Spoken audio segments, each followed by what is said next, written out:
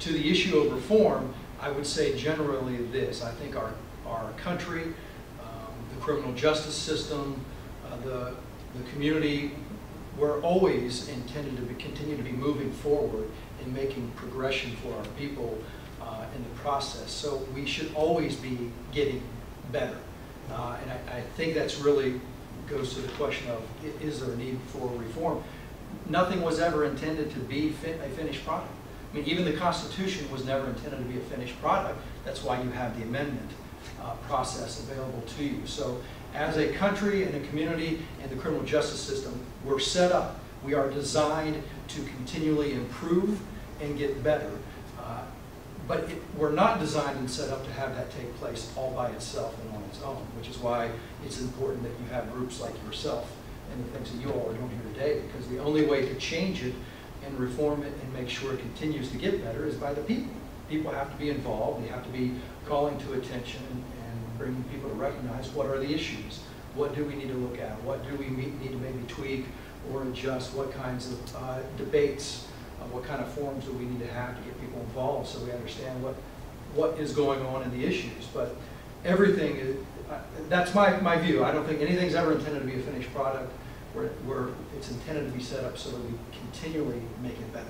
Okay, I totally understand that. And hats off to Kenya also for helping bring this group together, because this is literally the grassroots of something that's really big. We got a lot of people interested in the community about what we're doing, but sometimes it takes them a second to catch up because we may be a little bit ahead, understanding the power of nonprofit organizations and being organized. It's hard to get people organized, but we've started that. We've got a good foundation, so we can only thank you enough for being here answering these questions, especially on live stream, so people that didn't make it, they're actually going to be able to see it. Sure. Well, the process takes a long time, even when you're organized, and everybody wants the change to happen. Sure. It's just the legislative sort of process where most of the change has to come from or through. True. Third question, concerning the high influx of street-level drug arrests, what are ways to evaluate drug intervention and enforcement initiatives? All right, now I'm going to tell you this. When Captain Maynard walked in, I kidded with him in front of his wife and son that if there was any question to me that I couldn't answer, I was going to boot it his direction. And I was really only joking about that. But this really is one of those questions where I can't really, my judicial canons prevent me from talking too much about that type of question, what's actually happening out there on the streets and what kind of ways might be better out there to address it. Really, all I can say is this, and I don't want to be repetitive because you all don't want that. But again, courts are set up to be reactionary, not proactive. So there is very little that I can really do to affect change from the bench. My job is to follow the law, and if people are unhappy with a law, there's a process to change it, and it isn't by coming into court and hoping you can get a judge to go out and change the law all on his or her own, because that's not my role. That's not what I'm there for. It's meant to get to the people that you all have elected to be in the positions to make these laws. You get to them and you get these sorts of changes made. And there's along those same lines, there's very little I can do as a judge that will really change or impact, a young person's life. I do an awful lot of coverage in juvenile court, and you can lecture a young man over and over and over, and to some extent that young man believes that that's my job. My job is to lecture him or her when they go through the court process. The people who can really have an impact on young people's lives are you guys. People like you, the church and the community, families, things like that. That's what a lot of what I think law enforcement is attempting to do now with the community policing is get out and nip some of this stuff in the bud early. It's what Chief Jones is trying to do with the community policing. It's the John Alexander and the Riker House. That's what that resource there is there for. That's what River Phoenix Center for Peace Building. That's why that resource is here. All these folks are trying to get to people early on to address these issues. And I know that's not really a direct answer to what you're saying, but the best answer I can give you is that there just is despite what some people may think, there's very, very little that a judge can do from the bench edge to really impact some sort of change out on the street. That has to come from the folks in the community, and I think that's sort of the source of what community policing is all about. The change has to come from the people in the community that embrace these young people and tell them that this isn't the way, and it's, you know, and whatever's at the root of that, help fill that void, you know, and get them on the right track, which is why what you guys are set up and doing is very important. Thank you, thank you. I believe that Mr. Alexander is definitely in the right spot. We had our first community forum was at the MLK Center, and we invited him. We asked him a lot of questions. You know, it was a different type of crowd there, but it was the same type of people and the same questions. You know, and him and a lot of other people in the community are trying to work towards that direction. But you know, us being the young generation, like you said, I think it's very important for us to pick up and stand up and listen, you know, and not always talk or move first. So if the community was here, I would take this section to ask anybody in the crowd if they had a question. So I'm gonna ask anybody in the crowd right now, even though it's just us, does anybody have a question that they want to ask the judge personally? I think you gave some wonderful answers and insight. We really appreciate it. All right, I appreciate you all. All right, thank you. Thank you, Judge. All right, that was Judge James Koloff. All right. Next up on the panel, I will be calling Miss Evelyn Fox to the podium.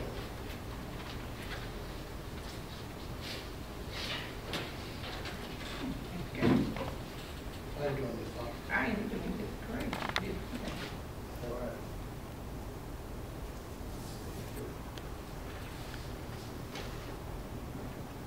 My first question would be, is the NAACP doing anything towards restoring felony disenfranchisement or to reduce the collateral consequences which keep individuals in cycle? Okay, yes, very good question, I think. For the last 10 years, I would imagine, the NAACP trained our state officers and came to the branch level, which is the grassroots level. We actually were trained how to fill out the forms to help felons restore their rights. And it was going pretty good until, I guess about 5 years ago when Governor Scott was elected. Now during the Chris era, we worked very closely with his economic development person, and we got hundreds of thousands of felons who did not committed serious crimes like murder or rape or in those type things. There's been a standstill on it for the last 5 years.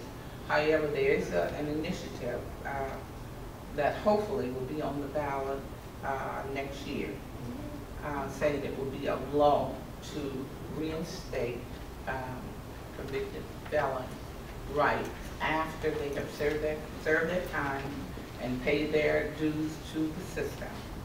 So hopefully it will be an initiative next year. We are in the process since February of filling out petitions, and I do have some in the car where it will become a law. Of course, we need to get 160,000 signatures in order for it to. Something more important than other things to specific. Well, you know, as we change administrative, we could even start locally. Different people have different visions of what is important. So we have to dance to their music, whatever they tell us to do, that's what we have to do. So it comes back to voting. That's very, very important.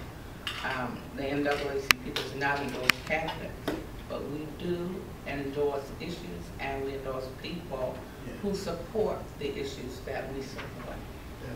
Okay. What was the second part of the question I didn't answer? The second part of the question was, or I think you kind of answered that also, but it was in order to reduce collateral consequences, which keep individuals in a certain cycle. Like, because once they get into the system, they're not able to get school grants, no loans for education, and definitely hard to get employment.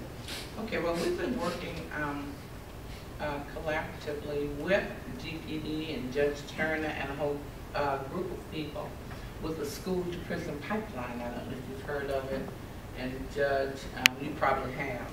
But in 2011, it was brought to the attention of the NAACP at one of our state meetings that Alachua County had the highest rate of school to prison pipeline in the country. And it was very disturbing to us. So we had a mass meeting, and from that meeting, Chief Jones was there, and a committee was formed, and they're still meeting on a weekly basis on trying to work to change things where our youth will not get into that pipeline, because once they're in that pipeline, you can forget it. So there is a committee that came out of the NAACP and Chief Jones and Judge Turner. We've had speakers from Atlanta and different places to come in and help us with it. So some things are changing. Some things are changing for the better for getting into the pipeline for our youth. That's good. Because I believe that everybody deserves a second chance, sometimes third chance.